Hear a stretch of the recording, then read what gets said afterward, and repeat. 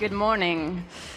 So in Europe, over the last 5 years, we've seen an explosion of delivery apps. If you live in a city, chances are you can get hot food or even a bottle of perfume or a clean shirt delivered at the tap of an app, sometimes in as little as 20 minutes.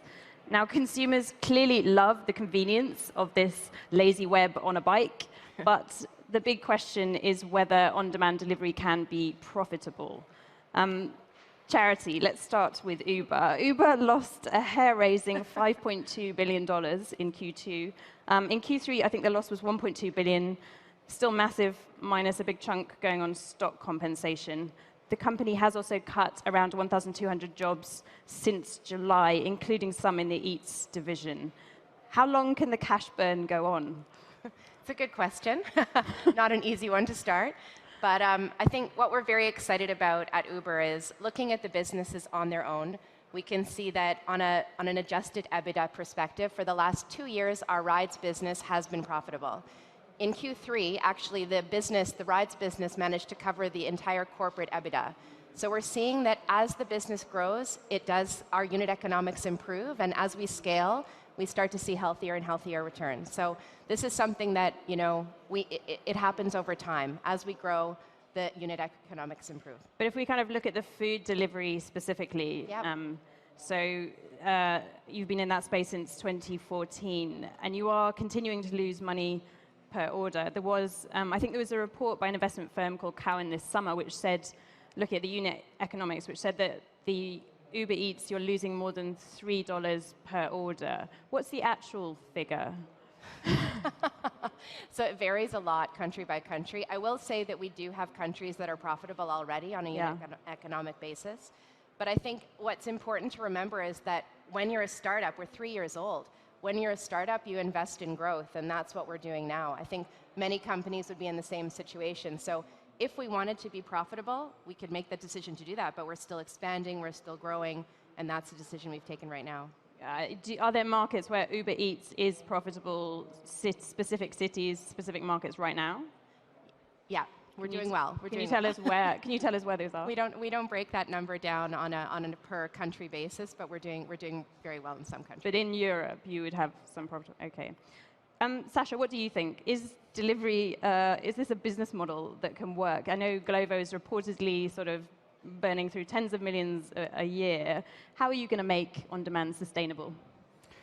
Well, I think first as well, what's happening now is, investor perspective is, I don't think it's just relative to the gig economy or delivery. I think there's more scrutiny on tech companies, full stop, about not just growing, but show me the route to profitability. Tell me when you're going to be profitable. Not only that, show me that you're working on it now and it makes sense. So I think, and obviously gig economy or delivery is part of that, and actually it's been one of the industries that's grown quicker and been focused on growth thanks to companies like Uber and others. So absolutely, I think there's scrutiny. In our case, we're a bit special. We were born in southern Europe, in Barcelona, and where we had less access to capital. So as far as funding is concerned, we've been hundreds of millions less or even billions less than some of our competitors in funding, which has made us be lean from day one because we just didn't have the cash to spend. So we've always been focused on unit economics.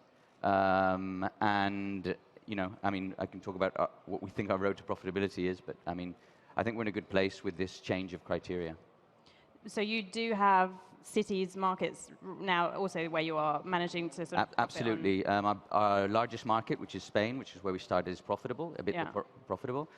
Southern Europe is operationally profitable. Yeah. Latin America in the first part of next year will become operationally profitable. So the route from mature cities, countries to profitability is there. We still want to focus on expansion. We see opportunities to continue expanding. So growth and sustainability of the company is super important. And as I said earlier, from day one, we've been focused on unit economics because we wanted to, but also we didn't really have a choice. Right. So what distinguishes these markets where you are finding the model does work? Is there a particular type of city, a particular type of customer? What is it about these markets? In our case, it's really about maturity. Southern Europe is where we launched, where we started. It's the longest we've been there. Latin America was next. Since then we've launched in Eastern Europe, the Balkans, and Africa. So I think it's a question of time of where we get to profitability. So is that then about people making more orders? So, getting more orders per user, basically? Absolutely. Making at the end of the day, the more orders we have, the better the whole ecosystem works. No, the more the riders earn, the more the partners revenue, the more revenue comes in for them. So absolutely, it's key to have growth. And I use the word liquidity, which is movement in the city, and the more of that there is, the easier it is to make the unit economics work. Charity, do you want to come into that on the idea of what distinguishes these markets where you are finding the model is working? I mean, I agree with Sacha. It's about scale. So where we start to see more and more trips happening, this is where we definitely see the unit economics improving. And so our job is really to figure out all of the use cases that we can put into people's hands to get that application used as much as possible. Yeah. Glovo has been growing very, very fast. You've had a few sort of instances where you went into a market and left quite quickly. I think there was Egypt and Chile. It's kind of interesting. What was different about those? What was difficult about those markets? So our focus is to enter countries and obviously cities that we can lead the city, be leader in the market, or at least co-lead or second. In those countries, we're finding it very difficult to get traction, very competitive. A lot of operators also investing a lot in free promos, free delivery, marketing, and really the cost of opportunity. We're saying, let's take the investment from these countries. We think we can spend it better in other countries. We get more traction, and we moved out. Egypt, actually, we've gone back since. Ah, okay. Because one of our investors, Delivery Hero, is leader there. So there's basically they asked us to go back to the market, which is absolutely fine. So we're still in Egypt. And a market we did leave is Brazil, which was a great decision. That was clearly we went there. We realized that it was a huge task to win that market. The incumbent operator is very good. They operate very well. We have two competitors who are investing a lot of money there. So that's a typical example of taking that and let's invest it somewhere we can win the market. Right. I don't think either of your services are in Germany, right? No UberEats in Berlin, no Glovo. What's going on with Germany? I don't think, in our case, we're focusing on markets where I said earlier we can be leader or co-leader. Now, Central Europe and Northern Europe are I don't know, there's a lot of competition, very competitive. It would take us a large investment to make grounds there. The UK is another example, the US. So these are markets where we're not intending to go, not focusing on. So that's the reason why we're not here. I'd just add that Uber as a platform is very, very much present in Germany. So it's a huge priority market for us overall. From a rides business, Uber Green, Uber, like our scooters, got a very big myriad of products here already.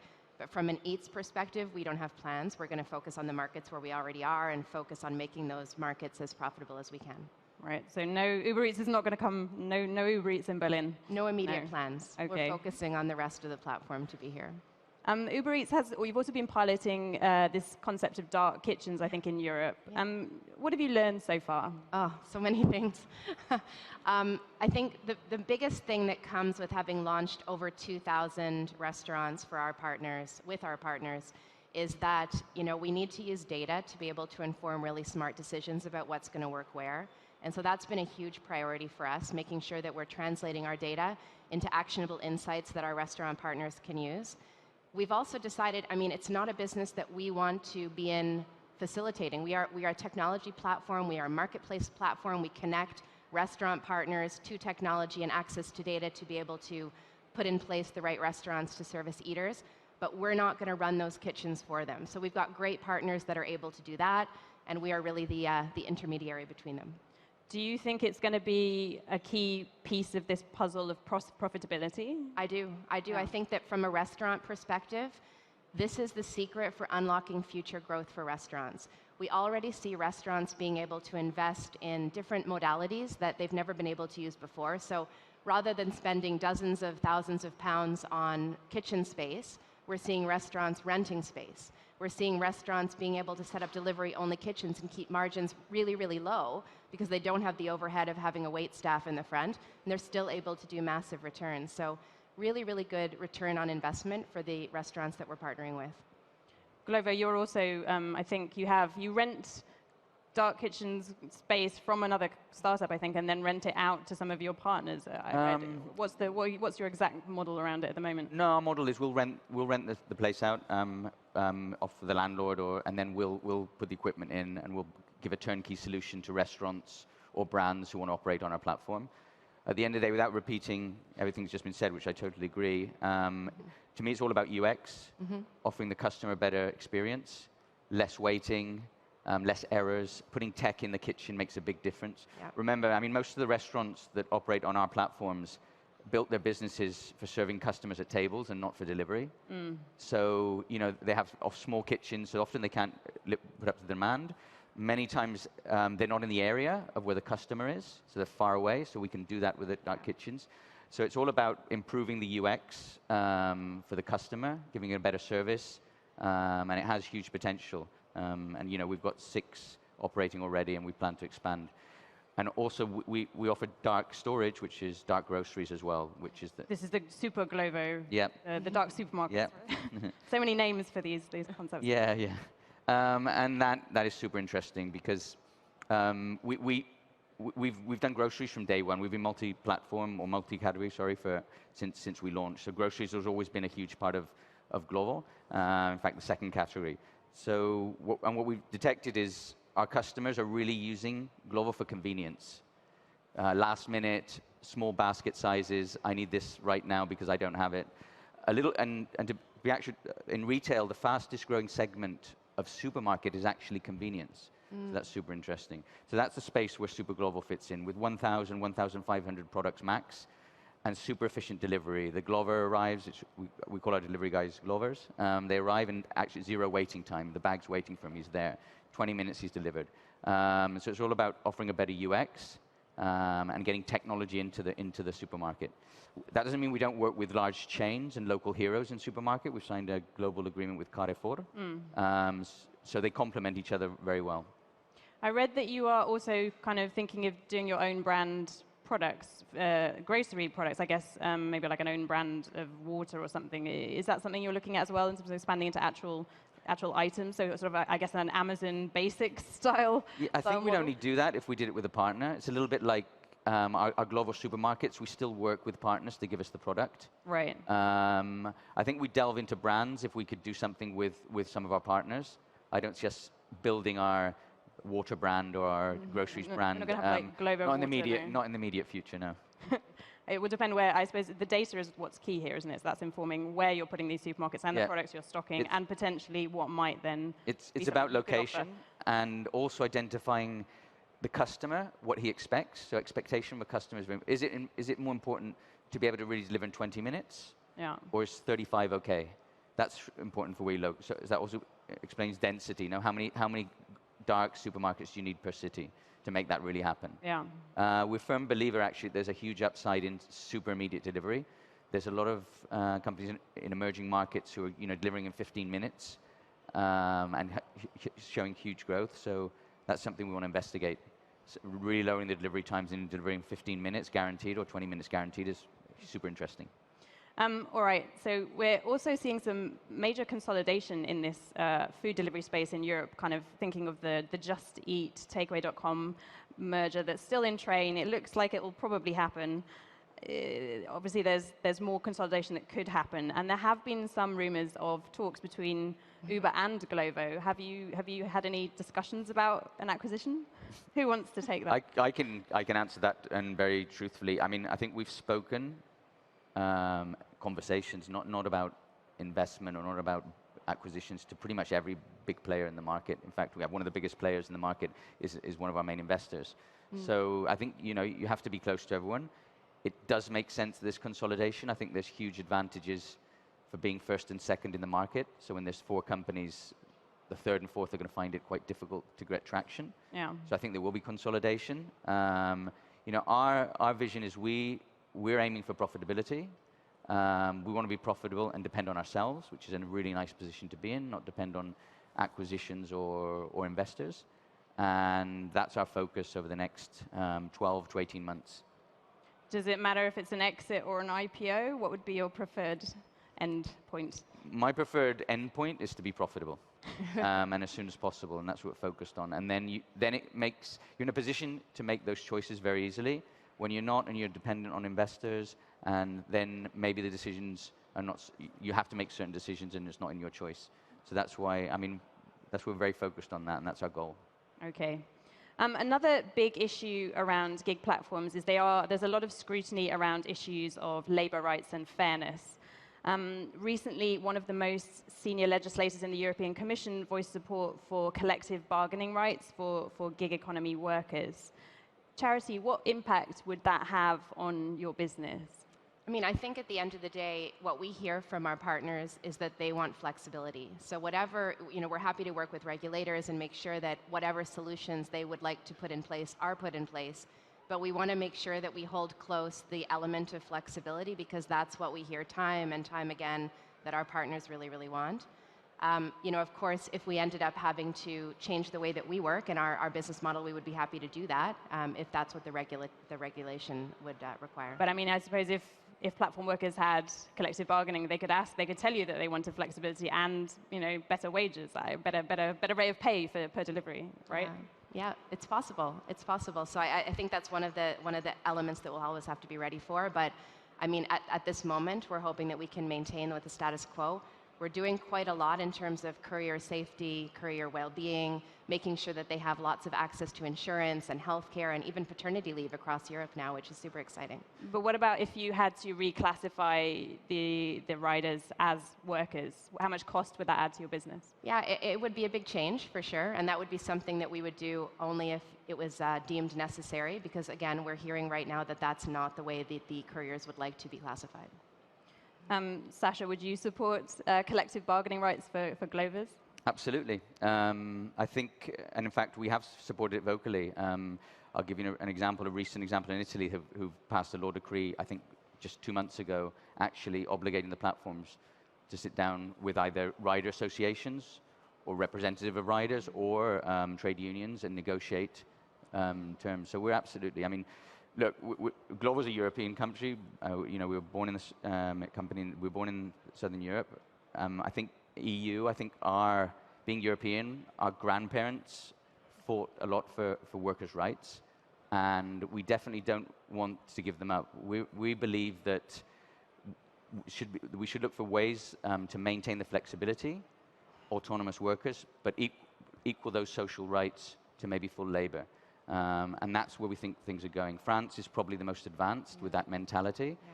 They've created a profile of a worker in between full labor and an autonomous worker with more social rights, maintaining flexibility. It's a big thing for Macron, and I think they're the most visionary advance in how to adapt to new times, but maintaining social rights. So we're an advocate.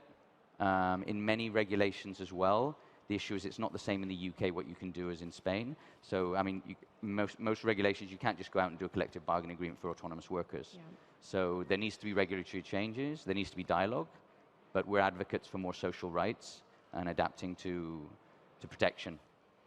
There's a tension, isn't there, between this idea of gig workers have loads of flexibility, but at the same time, both of your platforms very tightly manage the work using algorithms, using tracking, using scoring.